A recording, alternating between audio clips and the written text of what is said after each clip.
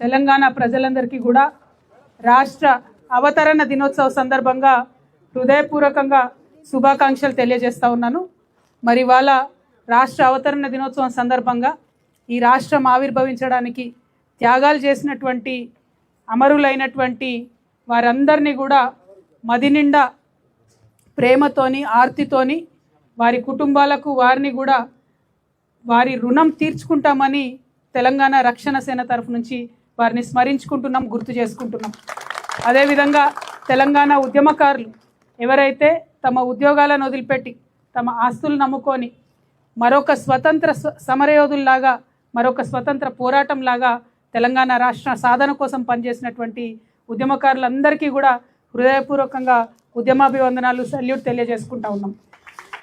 మరి ఇవాళ మొత్తం తెలంగాణ ఉద్యమానికి కూడా ఒక దిక్సూచిలాగా ఉండి తెలంగాణ ఉద్యమానికి మంచి సైద్ధాంతిక ప్రాతిపదికనిచ్చినటువంటి ప్రొఫెసర్ జయశంకర్ గారిని ప్రత్యేకంగా తలుచుకుంటా ఉన్నాం. వారిని గత 12 సంవత్సరాలుగా మనము హైదరాబాదులో విగ్రహం పెట్టి గౌరవించుకోలేకపోయినాం. మనము తెలంగాణ జాగృతి సంస్థగా 4 జిల్లాల్లో జయశంకర్ సార్ విగ్రహాలు పెట్టుకుంటూ వారిని గుర్తు చేసుకుంటూ వారి పుట్టినరోజు నాడే తెలంగాణ జాగృతి యొక్క ఆవిర్భావ దినోత్సవంగా చేసుకుంటూ వారి స్మృతులను ఈ తెలంగాణ ప్రజలు ఎన్నటికీ కూడా మర్చిపోకుండా మన సంస్థ కాపాడుకుంటూ వచ్చింది. అందుకనే తెలంగాణ జాగృతి నుండి ప్రభుత్వానికి మేము ఒక విజ్ఞప్తి చేసినాము. ఇవాళ మరొకసారి మేము ఆవిర్భావ దినోత్సవ సందర్భంగా తెలంగాణ ప్రభుత్వానికి రాసినటువంటి లేఖలు, ఇచ్చినటువంటి డిజైన్లను చూపిస్తూ ఉన్నాను. నేను ప్రొఫెసర్ జయశంకర్ గారి విగ్రహాన్ని ఈ విధంగా చేసి కనబడండి, మీడియాలో చేయలేదు, ఈ విధంగా ఉండాలి అని చెప్పి మేము ఇప్పుడు కాదు 2014 నుండి ప్రయత్నం చేస్తూ వచ్చినాం. ఆనాటి ప్రభుత్వం పట్టించుకోలేదు. 2017లో ప్రత్యేకించి మున్సిపల్ శాఖకు ఉత్తర ప్రత్యుత్తరాలు జరిపి మరి ఈ ప్లేస్ను, ఈ ప్లాన్ను అన్నిటినీ కూడా ఇవ్వడం జరిగింది. ఇవాళ ఉన్నటువంటి ప్రభుత్వాన్ని మేము కోరేది ఏంటంటే ప్రొఫెసర్ జయశంకర్ గారు ఇచ్చినటువంటి ఒక సైద్ధాంతిక పునాది మీదనే తెలంగాణ ఉద్యమం గట్టిగా వేళ్ళూనుకొని నిలబడ్డది. దాన్ని ముందుకు నడిపించినటువంటి చోదక శక్తులు, రాజకీయ శక్తులు ఉన్నప్పటికీ మరి సైద్ధాంతిక పునాది ఇచ్చినటువంటి ప్రొఫెసర్ జయశంకర్ గారి విగ్రహం మన రాష్ట్ర రాజధానిలో ఉండడం ఎంతైనా అవసరం. కాబట్టి ప్రభుత్వమే పూనుకొని విగ్రహాన్ని ఏర్పాటు చేయాలి.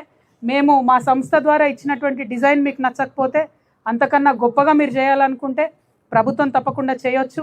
లేదు మా సంస్థకు జాగృతికి మీరు అవకాశం ఇస్తారు, మేము ప్రపోజ్ చేసిన డిజైన్ అంటే సంపూర్ణంగా ఖర్చంతా మేమే భరిస్తాం. ఆ తర్వాత ఎక్కడైతే విగ్రహం పెడతారో దాని చుట్టూ కూడా మెయింటెనెన్స్ ఏదైతే ఉంటుందో జీవితకాలం పాటు తెలంగాణ జాగృతియే భరిస్తుందని కూడా ఈ సందర్భంగా ప్రభుత్వానికి మేము విజ్ఞప్తి చేస్తూ ఉన్నాం. ఇవాళ మంచి రోజు, తెలంగాణ రాష్ట్రం సాధించుకున్న రోజు కాబట్టి ఆ అమరవీరుల స్ఫూర్తితోని, ఆ ఉద్యమకారుల స్ఫూర్తితోని తెలంగాణ రాష్ట్ర ప్రభుత్వం ప్రొఫెసర్ జయశంకర్ గారి విగ్రహాన్ని హైదరాబాద్లో తక్షణమే ఏర్పాటు చేయాలని డిమాండ్ చేస్తూ ఉన్నాం. ఆగస్టు 6వ తారీఖు నాడు వారి జయంతి ఉంటుంది కాబట్టి ఆగస్టు 6వ తారీఖు లోపల విగ్రహ ఏర్పాటు కావాలి. అంటే ఇమీడియట్గా మరి మాకు దీనికి పర్మిషన్ ఇవ్వండి, లేదంటే ప్రభుత్వం నుంచి అన్న పెట్టడానికి చొరవ తీసుకోమని చెప్పి నేను ప్రభుత్వాన్ని డిమాండ్ చేస్తూ ఉన్నాను. మరి మున్సిపల్ శాఖ మంత్రి గారు, ముఖ్యమంత్రి గారు ఉన్నారు కాబట్టి నిన్ననే మా ప్రతినిధులు వెళ్ళి మున్సిపల్ శాఖకు ఈ లేఖ ఇచ్చి రావడం కూడా జరిగింది. దీన్ని ముఖ్యమంత్రి గారి పేషీలో ఉన్నటువంటి వారు గౌరవ ముఖ్యమంత్రి గారికి చూపించి త్వరగా నిర్ణయం చేసుకునే విధంగా ప్రయత్నం చేయాలని కూడా అధికారులను నేను కోరుతా ఉన్నాను. మరి అదేవిధంగా మీ అందరికీ తెలుసు, అనేక మంది there are many youngsters who are not a part of Telangana movement. Telangana movement ran like a Indian independence movement. We've all very spiritedly taken part of the movement. The youngsters who are right now, who probably were just a toddler or even a very young 4th or 5th class students, I want to request to all of you, today the Telangana that you are enjoying, that is because of the many sacrifices made by people across Telangana. June 2nd is not a holiday. June 2nd is a celebration of the sacrifices of all those very strong souls who gave you a beautiful state. You never faced the discrimination. You were never heckled for speaking in your own dialect. You were never heckled. You were never treated like a second grade citizen, because by the time you came into school or college, you have a free state, you have an independent state, and you could speak your mind. But I want to appeal to the youngsters that one should know their history. because knowing history is not living in the past, but it is understanding the cost of the present. That way you can in a much more deeper way you can appreciate what we have.